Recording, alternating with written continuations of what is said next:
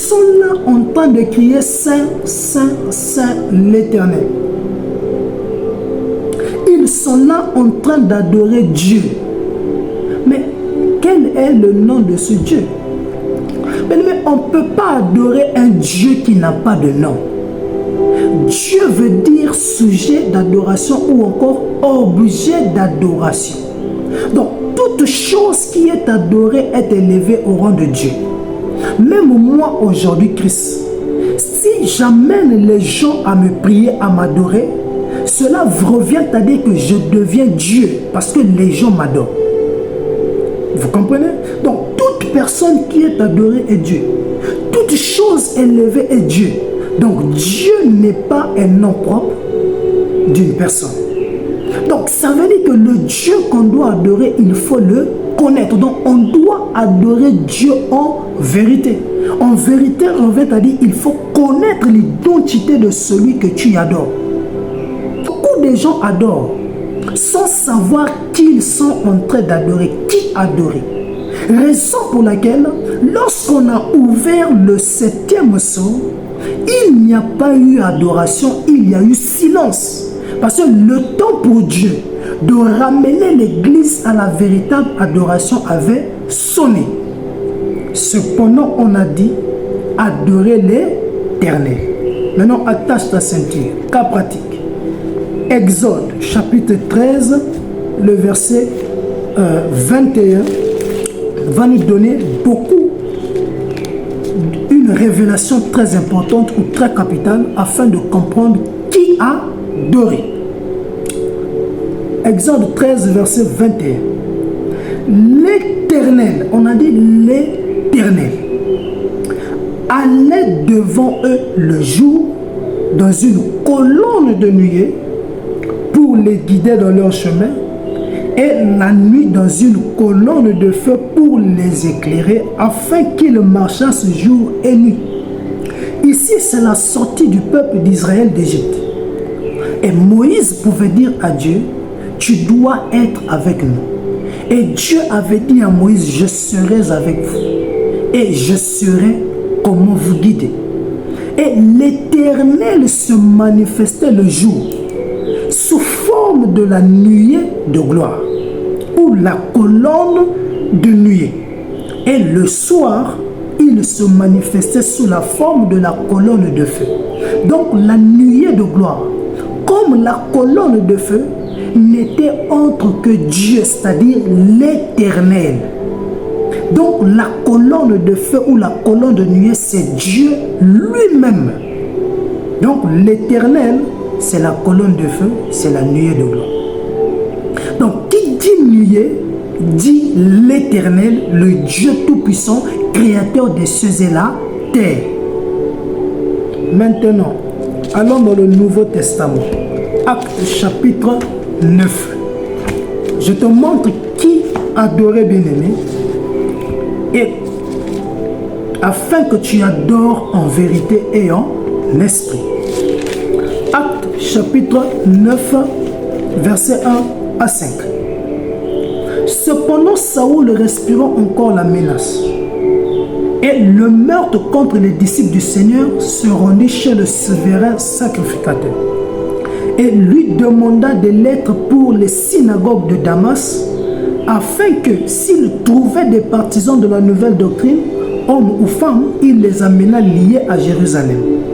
Comme il était en chemin et qu'il approchait de Damas, tout à coup, une lumière venant du ciel resplendit autour de lui.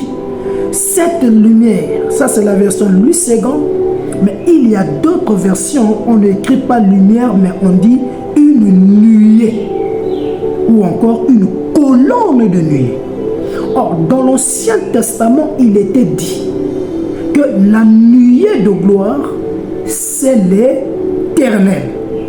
Maintenant, ici aussi, Saul de Tarse reçoit un mandat d'aller persécuter l'église de Dieu à Damas. Et sur le chemin proche de Damas, il fera une rencontre. Et il va rencontrer une lumière, c'est-à-dire une nuée de gloire. Maintenant, le verset 4. Il tomba par terre et il entendit une voix qui lui disait: Saul, Saul, pourquoi me persécutes-tu? Ici, c'est la nuée qui parle, qui dit à Saul: pourquoi me persécutes-tu? Et il répondit, Saul répondit: qui es-tu? Donc il questionne la nuée, et la nuée pouvait dire: je suis Jésus que tu persécutes. Donc Jésus ici s'identifie à l'Éternel dans l'Ancien Testament. Dans l'Ancien Testament, la nuée était l'Éternel.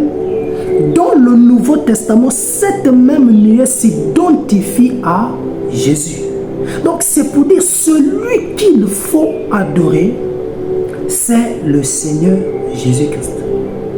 Raison pour laquelle Marie était avertie. Lorsque l'ange l'a visité, l'ange a dit: tu deviendras enceinte. Matthieu chapitre 1 à partir du verset 23. Tu deviendras enceinte et tu enfanteras un fils. Et tu l'appelleras Emmanuel. C'est-à-dire Dieu avec nous ou Dieu parmi nous. Mais Marie savait que Dieu veut dire sujet d'adoration, objet d'adoration. Ça veut dire que si Dieu est parmi nous, elle pouvait se poser la question: mais quel est donc le nom de ce Dieu? Par révélation du Saint-Esprit, elle identifia ou appela cet enfant Jésus. Ça veut dire que Marie pouvait montrer là à l'église que le Dieu parmi nous, c'est Jésus. Donc c'est lui qu'il faut adorer. Donc le 7e psaume ramène l'église à la véritable adoration. Le 7e psaume restaure le lieu d'adoration. Le 7e psaume nous montre qui adorer et quel est le nom du Dieu qu'il faut adorer. Et celui qu'il faut adorer, c'est le Seigneur Jésus-Christ. Alors, pour terminer, si vous prenez par exemple Exode chapitre 3, à partir du verset, pour terminer, à partir du